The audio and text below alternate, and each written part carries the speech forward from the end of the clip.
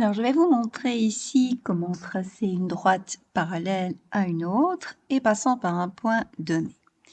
J'ai donc ouvert OpenBoard et je vais vous montrer tout simplement comment réaliser cette construction. J'imagine que vous connaissez OpenBoard. Si ce n'est pas le cas, je vous indiquerai au fur et à mesure ce que je suis en train d'utiliser. Et notamment, puisqu'on m'impose un point et une droite au départ, c'est ce que je vais évidemment dessiner. Si je veux dessiner une ligne droite, j'ai voilà, ici tracé une ligne droite. Donc, je clique sur cette option et puis je trace tout simplement ma ligne droite. Pourquoi est-ce que c'est en rouge? Tout simplement parce que j'ai sélectionné la couleur rouge au départ. J'aurais très bien pu sélectionner la couleur noire, la couleur bleue, la couleur verte ou la couleur jaune. Et en plus, j'ai sélectionné un trait épais pour que vous puissiez voir évidemment très facilement. Donc ça, c'est ma droite. Maintenant, je vais sélectionner le crayon pour mettre mon point. Je pourrais évidemment lui donner un nom, mais bon, voilà, vous avez compris le principe. Donc ça, c'est le schéma de départ. Et maintenant, je vais réaliser la construction. Pour ça, j'ai besoin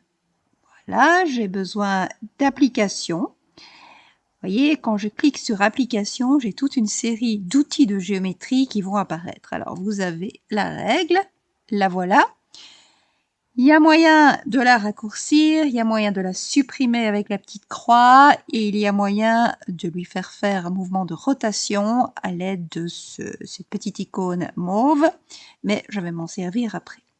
J'aurai également besoin de l'équerre, la voilà.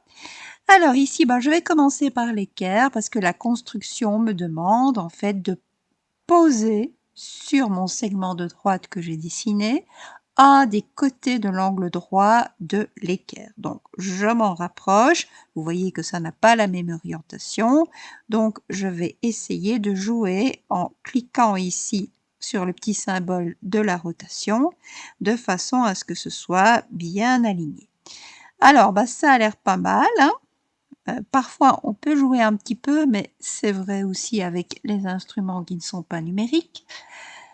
Alors, bon, une fois qu'on a posé un des côtés de l'équerre sur le segment de droite dessiné, je prends la règle et je vais de nouveau lui faire un mouvement de rotation.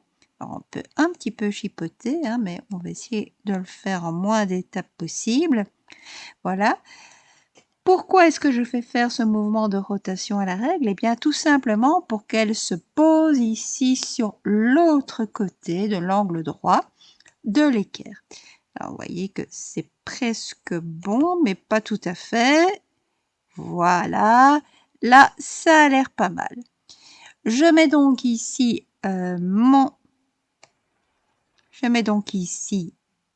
ma règle, je mets le côté de l'angle droit de l'équerre précisément et voilà typiquement la construction à laquelle vous allez être amené.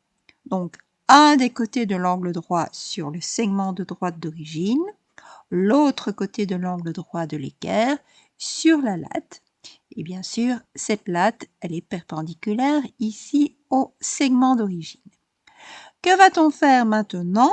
On demande de tracer une droite parallèle à cette droite rouge et passant par ce point rouge. Eh bien, je vais tout simplement décaler ici, vous voyez, je décale l'équerre et puis je n'ai plus qu'à tracer tout simplement et je vais le faire ici en allant sélectionner le crayon. Donc, je vais, voilà, tracer ici, voyez. Alors, je peux un petit peu prolonger là, ce sera pas plus mal. Hop, voilà. Et donc, j'ai tracé. Maintenant, je peux évidemment supprimer. Et pour ça, attention, je dois aller dans l'élément sélection. Donc, je supprime la règle. Je supprime également, où est-ce que c'est? Voilà, c'est là l'équerre.